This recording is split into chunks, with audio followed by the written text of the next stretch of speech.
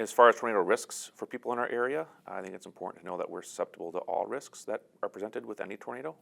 On any one of the EF0 to EF5, we are susceptible to any of them, even though we haven't seen some of the higher scale tornadoes in our area in quite some time. We are still susceptible to them.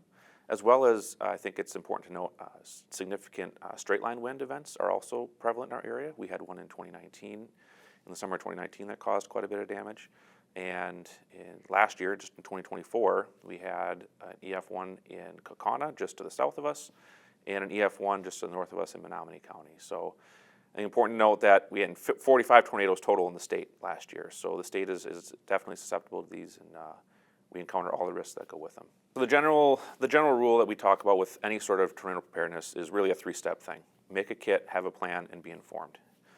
Unpacking those, making a kit, that would be something that you want to have in your storm shelter area, wherever you plan to locate during a tornado event. You want to think about things like sturdy shoes, heavy blankets. A whistle is a really good idea if you're trapped in debris, so that people can find you. Extra batteries, flashlights, cell phone chargers, food and water if available, depending on the size of the area you have to work with, right? And make a kit that can be useful and that's in your safe zone, so it's not impacted by the tornado itself. The other thing I would recommend is having all your important documents stored there in a waterproof sealed container. So things like deed to your house, marriage certificates, birth certificates, social security cards, and photos of all the property in your home that's worth value. Really good for insurance claims on the back end if that stuff ends up getting taken away by the tornado or something like that. So it's good to have that in your kit as well. Second, having a plan. This is probably one of the biggest things is making sure that you know where you're going to go in the event that you encounter a tornado warning. So have a plan ahead of time. Know where you're going to go in your house, in your residence, and plan that out with your family so they all know where they're going as well. And have an understanding that if your home does get damaged or destroyed by the tornado, do you have a plan of where you're going to go after? So are you going to need to use Red Cross shelters potentially, or do you have another place to go to stay with family or friends after the fact, and set those things up ahead of time? Being informed simply just means knowing the difference between a watch and a warning. Typically, the National Weather Service will tell you that about 2 hours is what they're looking for a tornado watch in terms of lead time before they would issue a warning. And so that gives you ample time to kind of know that something's coming and that you can start enacting your plan on the front end. And then knowing that the watch is really kind of the time to be monitoring, knowing what things are going on. The warning is really when it's time to take action. And your plan should really reflect that, and your plan should really build in contingencies. If you need more time, then a warning will allow you to use for time to enact your plan.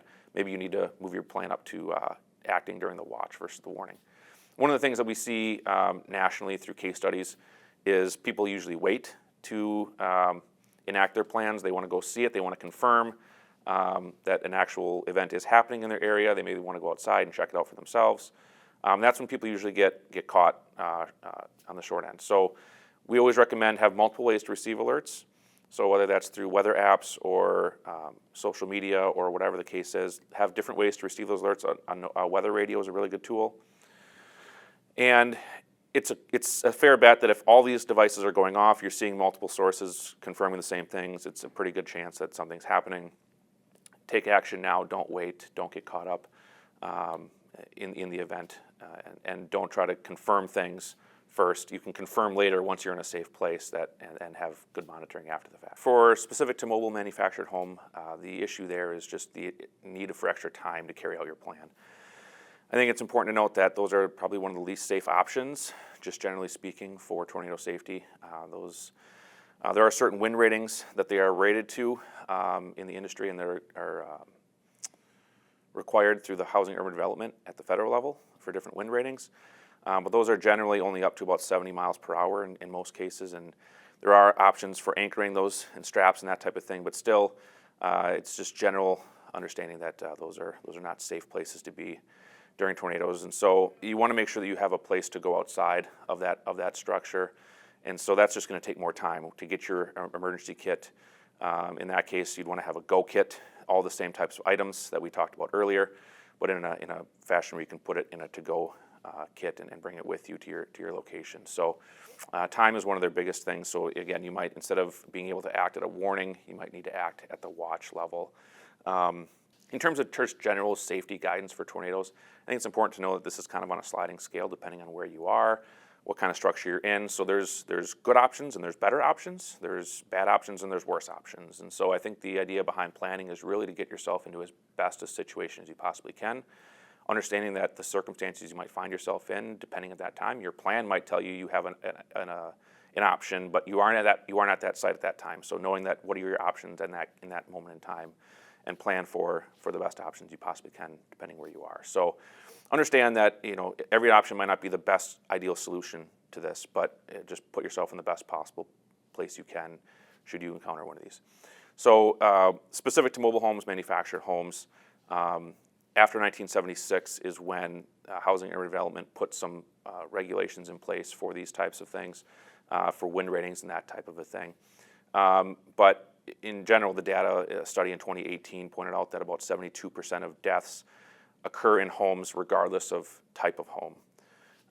And 54% of those deaths were in mobile homes, even though mobile homes made up only about 6% of the total population of homes in the country. And so a prior study to that in 2002 said that you're about 15 to 20 times more likely to die or encounter significant injury in a mobile home or manufactured home as compared to a contemporary home. And so I think the data is pretty strong that says those are not safe options in these cases, and so it's important to have a plan to counteract that. If you don't have access to a storm shelter on your property or in the area which you live, I think it's important to plan ahead. So if you have family, friends, relatives that you can stay with, I would recommend checking with those. If you have the ability to go talk to your local unit of government, city, town, village, and see if they have an option for publicly owned property that you can go to and stay at, check with them and see, or maybe your work has a place that you can go to, or a church or something like that. Try to have a plan, find a place that you can go of that's not your current mobile home or manufactured home, and try to find a way to get to those locations. Identify a route of travel, how you're going to get there, and backup routes in case they're blocked due to flooding or trees down or that type of a thing. So just make sure you have a plan in place ahead of time if you're in one of those situations. There are no FEMA storm shelters that are in Brown County rated for tornado shelters, if you will. The county does have tornado shelters in its campgrounds. So if you're at a campground that's owned by Brown County, we do have designated storm shelters in those. Can't speak to the privates or anything like that, but again, there's no real database of storm shelters. It's really within each municipality. I would reach out to them individually on if they have a community room or a public building that they would use for that type of event for the public use. But there's no storm shelters for that dedicated purpose or list in Brown County. It's important to know too, technically when we hear about Tornado Alley, we technically are on just the edge of Tornado Alley too. So we are still in that same range. We just don't see the same amount or duration of tornadoes that they see down there in the central part of the country. But I think, number one, funding is difficult to get for some of these. There just isn't a lot of funding out there for this. And two, I think generally speaking, I don't want to say that there's not the need, because I think it's important to understand that these types of things are important, and anytime we identify funding for these, we're always looking for that. But generally speaking, it's hard to come by, and there just hasn't been a real ability to get these types of grants and programs here. But needless to say, I do think there is a need, and I think it's something that we're always looking at in emergency management, trying to figure out if we can work with communities on ways to identify these, and if we can get some into the county through some of these grant programs, we're going to certainly look to do that. So if there's businesses around you that are maybe open 24/7, check with them. I don't want to speak on behalf of them, but I think check with your 24/7 businesses and see if that's an option. Again, if you have no other options to go. When we talk about just different good, better, best scenarios again, right? If you don't have family or friends in the area, maybe you don't have a church that you can go to or a public building that you can access, you don't have a workplace, right? Eventually, we start running out of options, start looking at those things. Businesses might be a great option for that. Other options, if all those are exhausted, maybe your plan needs to be, I need to get in the car, I need to drive outside of the warning area itself or the watch area itself and just get out of the area to somewhere just not in the immediate warning area. And so that might be the only option you have if there's no actual structures available for you to go to.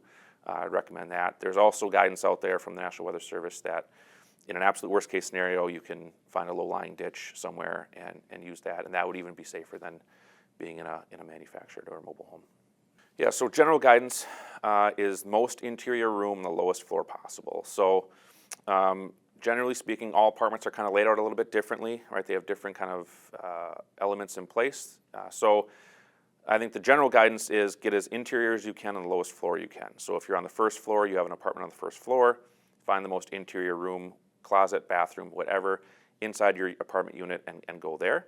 I think there's a myth out there that we always want to go to the bathroom or in the bathtub. That's kind of commonly out there, but it's important to note if your bathroom is on an exterior wall and you have a room, maybe a bedroom or something that's on the interior or a room on the inside, I would prefer to go there because it's got more walls than necessarily the bathroom. So there's a myth out there that I always like to kind of try to break, that it's not always the bathroom. It can be because bathrooms are usually more interior.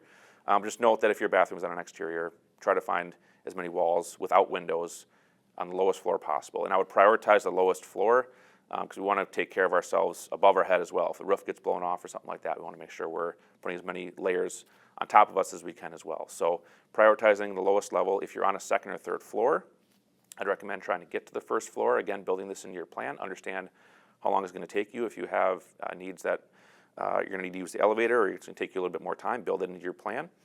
And work with the apartment complex to identify is there a general room in the middle of the complex that we could use, bathrooms on the interior, office space, that type of thing on the first floor that could be for general use, or do you have a neighbor that might be willing to let you stay from the first floor that would let you stay if they have got space. So check with all those different things from an apartment standpoint and see if whatever option works best for you.